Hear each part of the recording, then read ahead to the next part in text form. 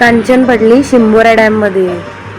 Hi hello everyone. तुम्हाला माहिती आहे का, आज आम्ही चाललो होतो एका ठिकाणी. जाताच एकदम मोठा घाट लागला. घाटातून जाता जाता तर एवढी मला तर भीती वाटत होती, म्हणजे मी कधी एवढ्या घाटातून गेलीच नाही आहे.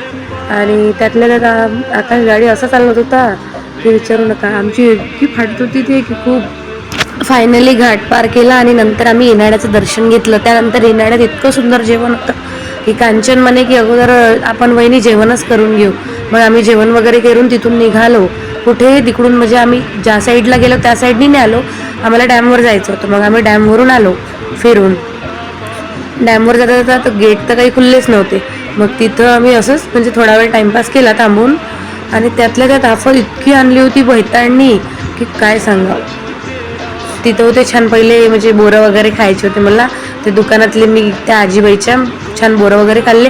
बघा हे पडता पडता इतकी वाचली की खूप, नाही तर आमच्या भोवती आफतच होती. मग आम्ही त्या रोडने येता येता इथे ते खुले कारागृह दिसले. ते तिची स्टोरी तर सगळ्यांना माहितीच आहे.